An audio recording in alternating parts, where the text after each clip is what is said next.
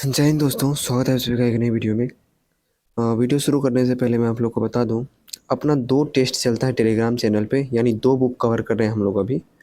First book है Lucent का objective और सेकंड बुक है घटना चक्र। इस दोनों बुक से क्विज करवाया जाता है, लेकिन ये क्विज आपको करवाया जाता है टेलीग्राम चैनल पे। उसका पीडीएफ आपको एक दिन पहले दे दिया जाएगा, उसे पढ़ के आना है और उसी से आपको टेस्ट लिया जाएगा। तो आप लोग ज़रूर ज्वाइन कर लीजिएगा टेलीग्राम को।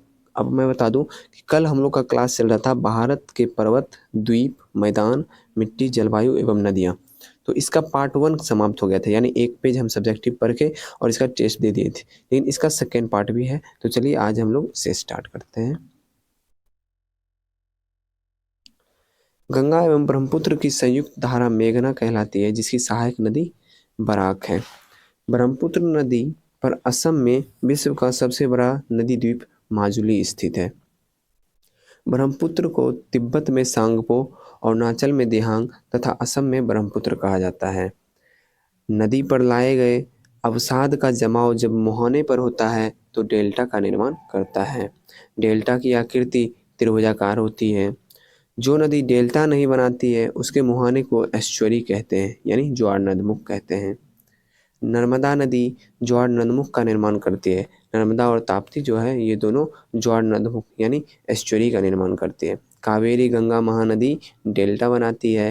नर्मदा और ताप्ती नदियाँ पश्चिम की ओर बहने वाली नदियाँ हैं जो डेल्टा नहीं बनाती है, ठीक है, यानी एस्चुअरी बनाती है। नर्मदा नदी का उद्गम स्थल अमरकंटक है। सिर्फ नर्मदा ही नहीं, सोन नदी का भी उद्गम स्थल अमरकंटक ही है, ठीक है। नर्मदा अधिकांश मध्य प्रदेश में बहती है। नर्मदा को गुजरात की जीवन रेखा कहा जाता है। गुजरात की जीवन रेखा किसे कहा जाता है? नर्मदा नदी को। सर्वाधिक सीधी बहने वाली नदी नर्मदा है। धुआंधार जलप्रपात जबलपुर मध्य प्रदेश में है। सतपुरा पर्वत क्षेत्र की नर्मदा नदी पर स्थित है धुआंधार जलप्रपात, ठीक है। गंगा ब्रह्मपुत्र नदियों भारत, जो कि पश्चिम बंगाल एवं बांग्लादेश में विश्व का सबसे बड़ा डेल्टा सुंदरवन मैंग्रोव वनस्पति क्षेत्र है बनाते हैं। सुंदरवन डेल्टा जो है गंगा ब्रह्मपुत्र नदी पर है। नेक्स्ट है नदी द्वारा काट छांट की क्रिया अपर्दन तथा जमा करने की क्रिया निक्षेपण कहलाता है। दक्षिण भारत की गंगा कावेरी है। इस चीज को पॉइंट को ध्यान रखिएगा, दक्षिण भारत की लगा हुआ है, ठीक है। दक्षिण भारत की गंगा कावेरी है, ठीक है। कावेरी का उद्गम स्रोत ब्रह्मगिरी पहाड़ी है।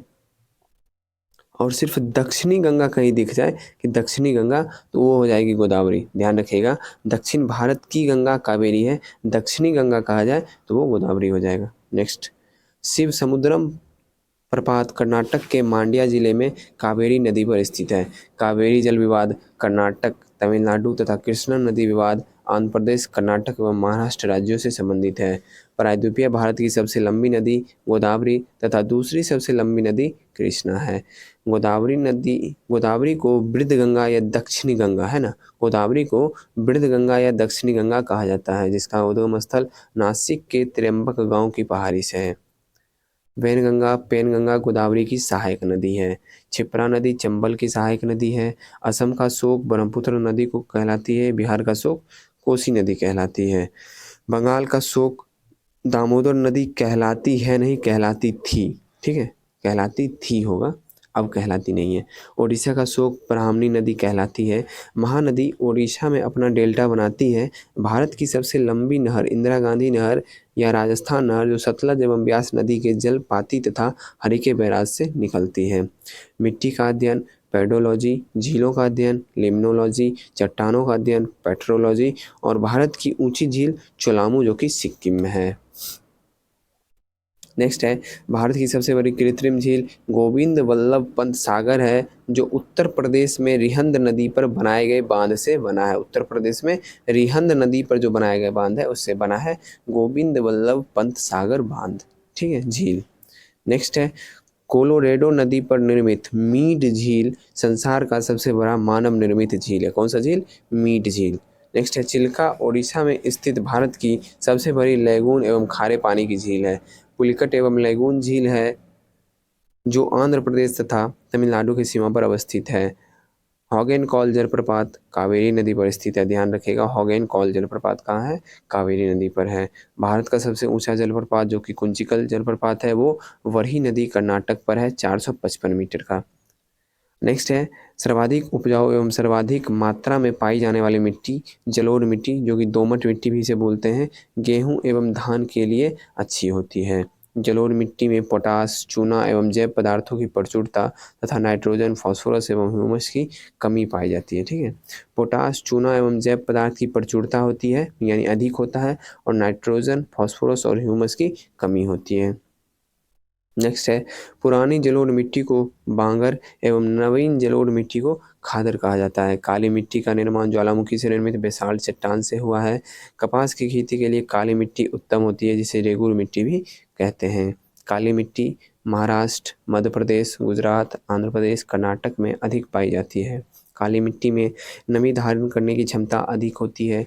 लौह ऑक्साइड की अधिकता के कारण लाल मिट्टी का रंग लाल होता है। लाल मिट्टी प्रायः उर्वरता विहीन बंजर भूमि के रूप में पाई जाती है।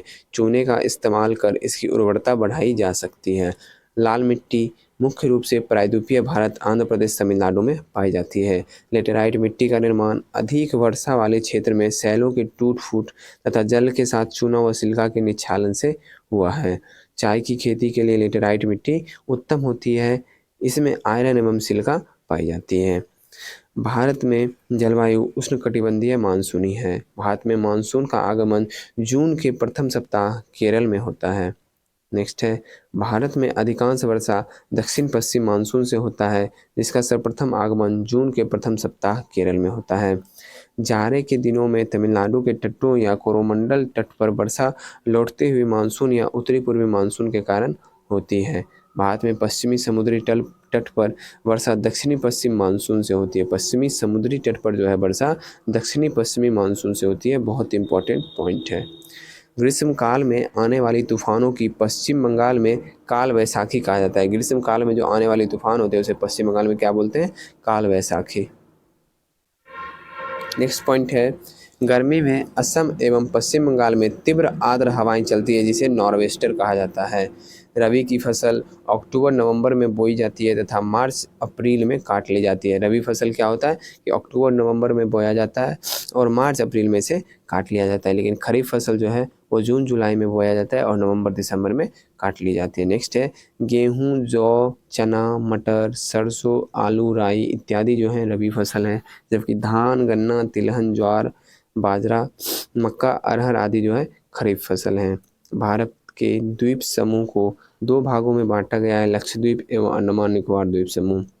अंडमान निकोबार द्वीप समूह बंगाल की खाड़ी में तथा लक्षद्वीप समूह जो है वो अरब सागर में स्थित है। लक्षद्वीप समूह परवाल निर्मित है। श्रीहरिकोटा आंध्र प्रदेश परवाल निर्मित है। लक्षद्वीप की राजधानी कावारत्ती है। लक्षद्वीप में कुल द्वीपों की संख्या 36 है। 80 नहीं होना चाहिए, 8 डिग्री चैनल मिनिकॉय और मालदीव को अलग करता है और 9 डिग्री चैनल जो है वो लक्षद्वीप और मिनिकॉय को अलग करता है। लक्षद्वीप समूह का सबसे बड़ा द्वीप ओंड्रोट है। कौन सा? ओंड्रोट। और सबसे छोटा द्वीप जो है बिटरा है। लक्षद्वीप के लोग मलयालम भाषा बोलते हैं। अंडमान निकोबार द्वीप ज्वालामुखी निर्मित है। अंडमान निकोबार द्वीप में कुल 572 द्वीप है।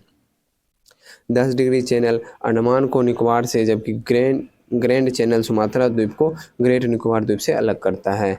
अंडमान निकोबार की राजधानी पोर्ट ब्लेयर है। पोर्ट ब्लेयर दक्षिणी अंडमान में स्थित है। यहीं सेलुलर जेल व वीर सावरकर एयरपोर्ट भी है। हैवलॉक द्वीप, जिसे स्वराज द्वीप भी कहते हैं, और अरॉस द्वीप, जिसका नया नाम सुभाष चंद्र बोस द्वीप है। नील द्वीप, जिसका नया नाम शहीद द्वीप है, दक्षिणी अंडमान में स्थित है। नेक्स्ट है अब्दुल कलाम द्वीप, जिसे व्हीलर द्वीप कहते हैं, ओडिशा से 150 किलोमीटर दूर बंगाल की खाड़ी में स्थित है। कोको स्टेट, कोको द्वीप म्यांमार एवं उत्तरी अंडमान को अलग करता है। अंडमान निकोबार द्वीप समूह को मरकत द्वीप, एमराल्ड आइसलैंड भी कहा जाता है। अंडमान निकोबार की सबसे ऊंची चोटी सैडल पीक है, जो उत्तरी अंडमान में स्थित है। नारकोंडम द्वीप उत्तरी अंडमान के पूर्व में है। अंडमान निकोबार की दूसरी सबसे ऊंची चोटी माउंट थुलियर है, जो ग्रेट निकोबार पर है। डेक्कन पास दक्षिणी एवं लघु अंडमान के बीच है।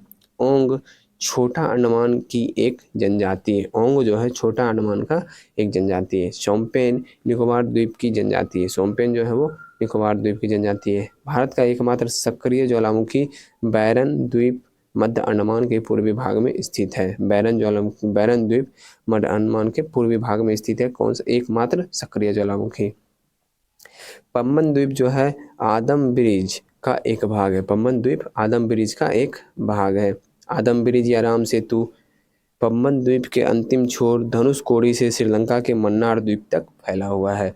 तो सब्जेक्टिव समाप्त हो गया है। आशा करता हूँ आप लोग को याद हो गया होगा। अगर याद नहीं हुआ है तो वीडियो को एक बार रिमाइंड कर इसे फिर से देख लीजिए और टेस्ट इसका ज़रूर दीजिए। तो बिना टाइम वेस्ट किए टेस्ट स्टार्ट करते हैं। क्वेश्चन नंबर 1 है, मिट्टी का अध्ययन क्या कहलाता है? मिट्टी का अध्ययन पेडोलॉजी। चट्टानों का अध्ययन पेट्रोलॉजी। पुरानी जलोढ़ मिट्टी को क्या कहा जाता है?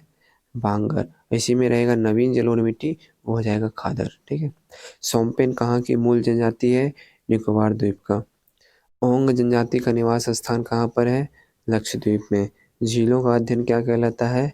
लिम्नोलॉजी। कावेरी जल विवाद किन दो राज्य के बीच में है? कर्नाटक एवं तमिलनाडु। धुआंधार जलप्रपात किस नदी पर स्थित है? तो यह है नर्मदा नदी पर। कावेरी नदी का उद्गम स्थल कहाँ है?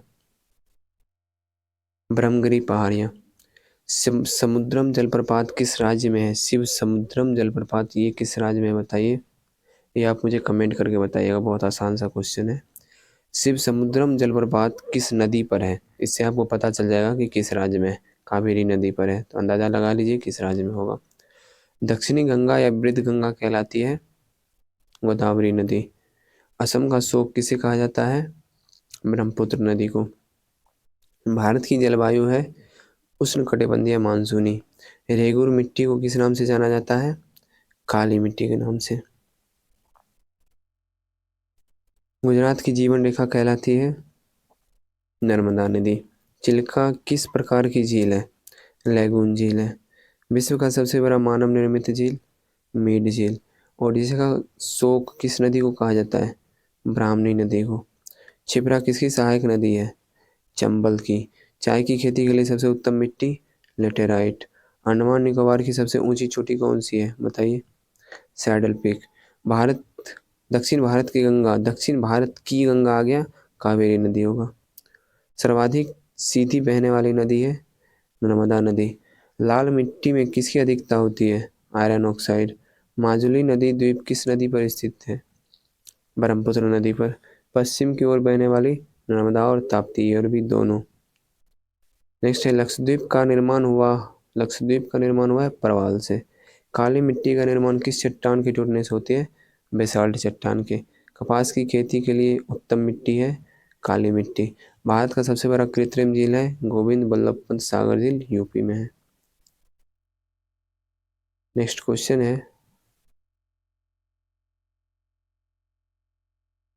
पम्बन द्वीप किसके मध्य है? भारत और श्रीलंका। किस द्वीप का नाम बदलकर अब्दुल कलाम द्वीप कर दिया गया है? व्हीलर द्वीप का। तमिलनाडु के तट या कोरोमंडल तट पर जाड़े के दिनों में वर्षा किस मानसून के कारण होती है? उत्तर पूर्वी या लौटती हुई मानसून के कारण। भारत में अधिकांश वर्षा होती है बताइए? दक्षिणी पश्चिमी मानसून के कारण। नेक्स्ट है, लक्षद्वीप के लोग कौन सी भाषा बोलते हैं? मलयालम। नवीन जलोढ़ मिट्टी को क्या कहा जाता है? नवीन जलोढ़ है खादर। दक्षिण भारत की सबसे लंबी नदी? गोदावरी। बिहार का शोक किसे कहा जाता है? कोसी को।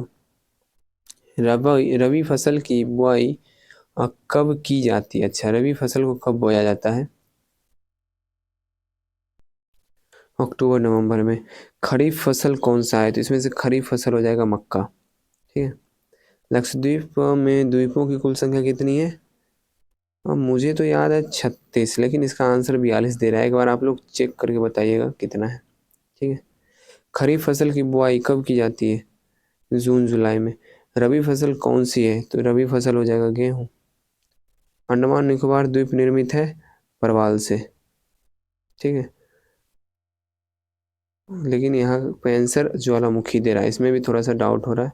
चेक करके आप लोग बताइएगा, कमेंट में जवाब जरूर दीजिएगा इसका। तो सेट समाप्त हो गया। आशा करता हूँ सेट अच्छा लगा हो। सेट अच्छा लगा है तो इच्छा है तो वीडियो लाइक कीजिए, नहीं इच्छा है तो कोई बात नहीं, लाइक नहीं कीजिए। लेकिन जो क्वेश्चन पूछा जाता है उसका कमेंट जरूर किया कीजिए, और चैनल को सब्सक्राइब ज़रूर कर दीजिएगा, क्योंकि जो भी वीडियो आएगी उसका नोटिफिकेशन आप लोग को मिल जाए। मिलते हैं नेक्स्ट वीडियो में। जय हिंद।